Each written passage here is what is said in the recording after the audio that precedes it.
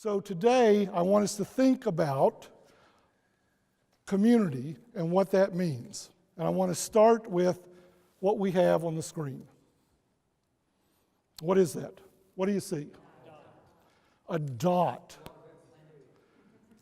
Huh? A lot of empty space. That's exactly right. Except that, I'm glad you picked up on that.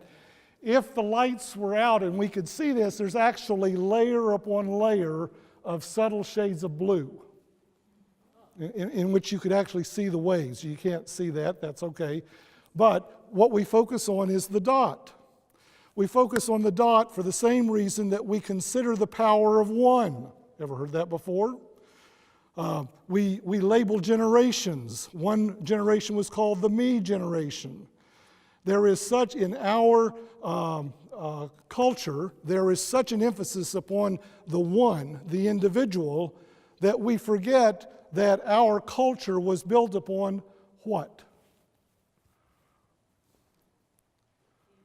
Me and you. You know? The focus really shouldn't be on the one.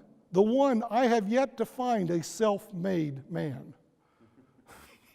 I don't think such a person exists.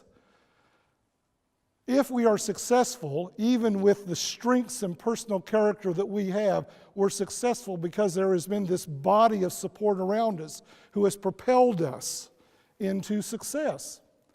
Now, as we consider community development, I want us to take that one step further. It's never just me and you, it's and we can keep adding. All right. When we consider what might be the foundational values of community, it begins with the same values that I think are foundational within the human being, an individual person.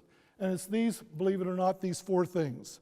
Multitudes of studies have been done in the 20th century about what makes a person become a person, what gives people the will to live, what makes communities have the will to come together and bond and be a community.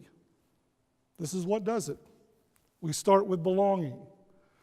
It's not just being together, but it's this sense of relating to one another, of having a cause that we build around, of feeling that you're a part of something that extends yourself. Now that's different than connecting. We, this evening, have formed an artificial group, but we don't belong to this group. When we leave, the group is gone, never will exist again. However, in the group we connect. We connect with people that we know, that we're friends with. We connect with people that maybe we have a distant relative, or we have a geographical connection, or we have a same age group, etc.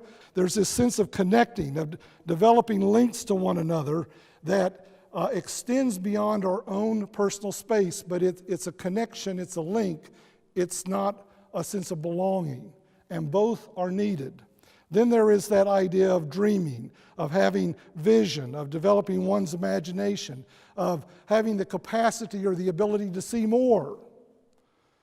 That sense of dreaming brings the community together to do something that makes the community better. They build together something that did not exist before. And then there is that sense of meaning, that sense of purpose, that reason to hope, to thrive, to live. Well, based on those values then, those values inform and form a vision that leads to vitality, to energy, and something happens. Well, when we consider community development, at its core is what? It's developing people, of course. We take people, but we have to do what? We either match skills or give them the skills that are needed for whatever is happening in the community, and they cannot get those skills unless they have resources. Successful organizational plans are successful because these three match up.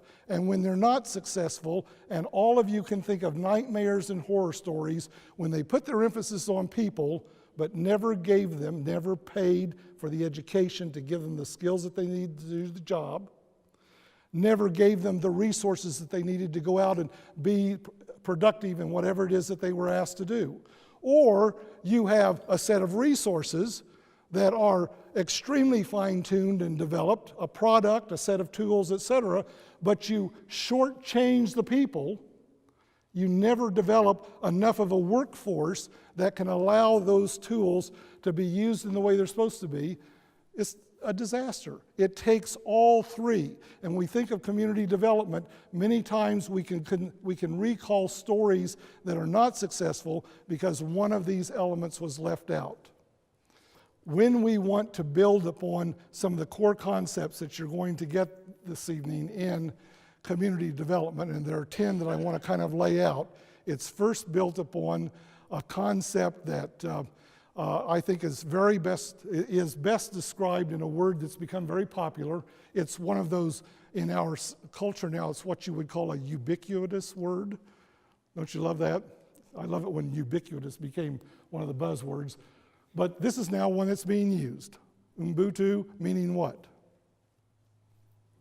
A person is a person through other people.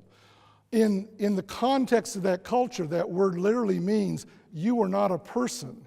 You don't exist, except for the fact that you exist in the presence of others. Very interesting. African? Yeah, an African word. Now, what does that imply in terms of community development? If we're going to bring a community together to try and change the crime statistics, if we're going to bring a community together to try and build a new sewage system, if we're going to try and bring the community together to create something that is not there, the fact is, if the individuals who have passion for that do not reach a critical mass where it becomes something that a lot of folks want, the issue doesn't exist. It's not important. It's never going to be the community issue in which change takes place.